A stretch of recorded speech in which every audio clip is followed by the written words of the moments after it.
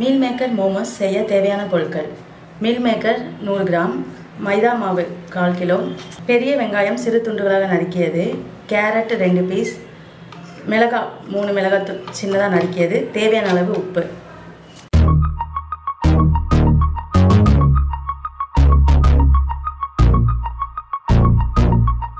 தேவையான அளவு மீல் மேக்கரை நல்லா நம்ம நார்மல் வாட்டரில் கழுவி இது தனியாக எடுத்து வச்சுக்கிறோம்.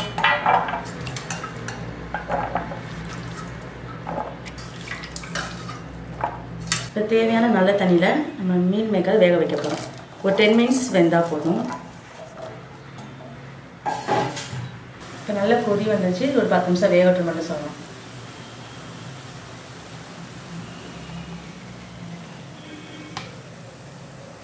இது நல்லா கொதி வந்துருச்சு. இது ஒரு 10 நிமிஷம் மட்டும் நல்லா பாயில் ஆகணும்.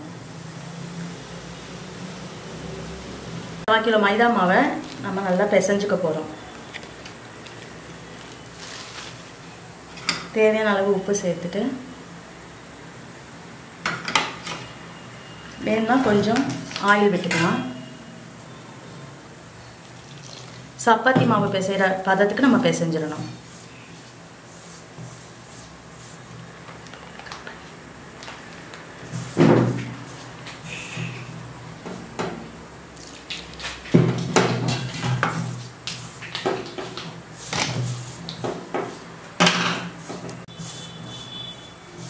இப்போ பாருங்கள், சப்பாத்தி மாவு பதத்துக்கு வந்துருச்சு. இது பிசைஞ்சிட்டா போதும். இப்போ மைதா மாவு சப்பாத்தி பதத்து அளவுக்கு நல்லா பிசைஞ்சிட்டோம். இதை நம்ம ரவுண்ட் ஷேப்பில் தட்டி மட்டும் எடுத்துக்கிறோம்.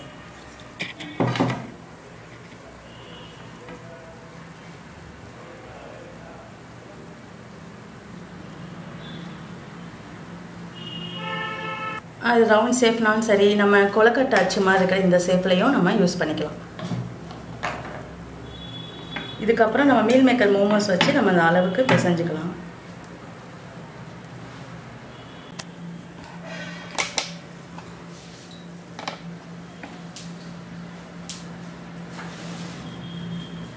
இப்போ நல்லா வெந்துருச்சு. இதை நம்ம ஆஃப் பண்ணிவிட்டு தனியாக நம்ம எடுத்துக்க போகிறோம்.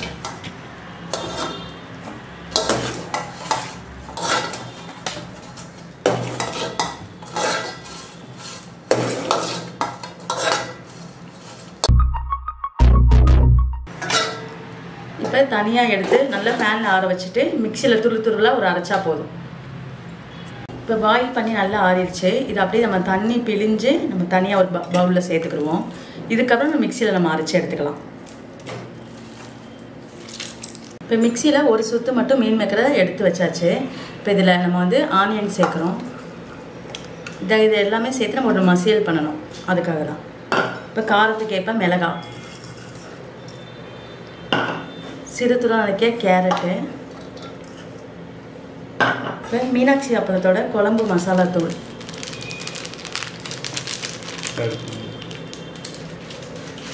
ஒரு நறுமணத்துக்காக கறி மசாலா தூள் சேர்க்குறோம்.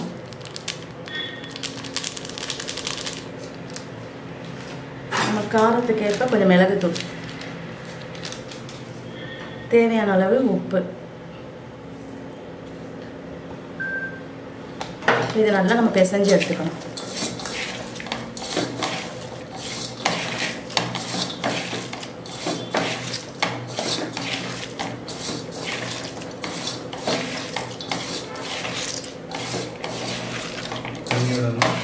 இது நல்லா மசியல் பண்ணிட்டோம். இதுக்கப்புறம் நம்ம ஆல்ரெடி பண்ண மைதா மாவு துண்டுகளில் இதை நம்ம ரவுண்ட் ஷேப்பில் வச்சு இந்த அச்சு பிடிச்சி எடுக்க போகிறோம்.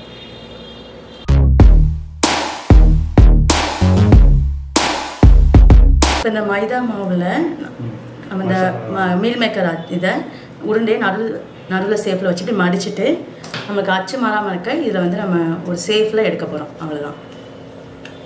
இப்படி ஷேப் கொடுத்தா நம்மளுக்கு ஒரு வடிவம் கிடைக்கும்.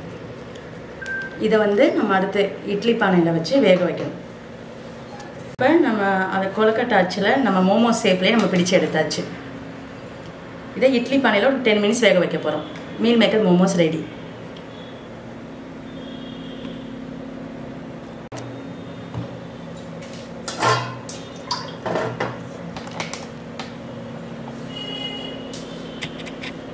இப்போ இட்லி பானை வச்சாச்சு. தண்ணி கொதிச்சோடனே நம்ம வேக வைக்க ஆரம்பிச்சிடலாம். இப்போ இட்லி பானை துணியில் நம்ம மோமோஸ் அச்சுக்களை எடுத்து வைக்க போகிறோம். ஒரு வெஜிடேரியன் ரெசிபிக்கு இது ஒரு டிஃப்ரெண்ட்டாக இருக்கும்.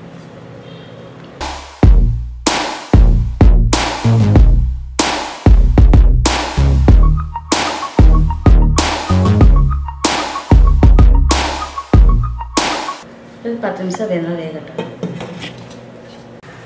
இப்போ நல்லா மோமோஸ் வெந்துருச்சுன்னு நினைக்கிறேன். இப்போ நம்ம இதை எடுத்து பார்த்துடலாம். இப்போ பாருங்கள், நல்ல ஒரு ஆசமாகவே நல்லா வெந்திருக்கு. இது அப்படியே நம்ம பிளேட்டிங்கில் மாற்றிடலாம். இந்த ரெசிபி வந்து ஒரு ஹெல்த்தியான ஃபுட்டும் கூட.